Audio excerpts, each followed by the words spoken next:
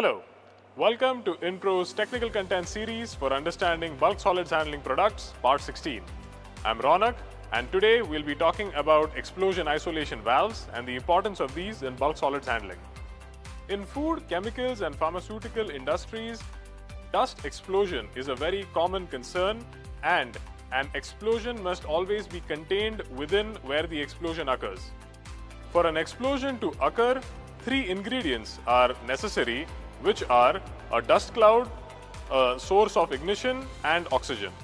Explosions are very common in industries where materials are very fine in nature, which create very fine dust clouds, and a source of ignition along with the atmospheric air around can ignite and create a very tremendous explosion inside a process equipment. Such an explosion is commonly found inside process equipment such as hoppers, dust collectors, mills, bucket elevators, etc. Since these process equipments are interconnected together with a series of ductings, in case the explosion happens in one of these process equipment, it can easily propagate into the second process equipment, causing a secondary explosion. Having an explosion isolation valve is essential to limit this explosion to the primary equipment in which it has occurred.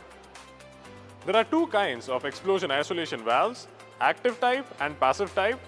Active type are typically coupled with different sensors which act on milliseconds to ensure that the flap closes upon instant explosion detection, and the passive flaps are like the one we see with us, which close upon the pressure wave of the explosion. Passive valves are typically a lower cost alternative, and they can be used in specific applications where the air flow direction and the direction of explosion are opposite to each other. These instructions for the installation of such an explosion isolation valve is clearly mentioned in front of such a unit, as you can see over here. During shipment, this valve is sent with this flap in its upper position, but during installation, the spring must be reset, the flap must be put in place, installed, and then it is ready to use. The valve also comes with static charge jumper cables, so these must be connected to ensure that the static charge is dissipated effectively through the valve and the entire ducting system.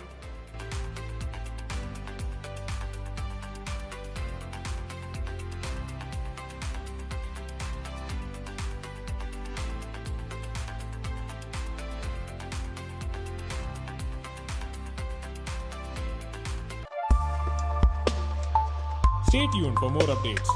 Thank you for watching.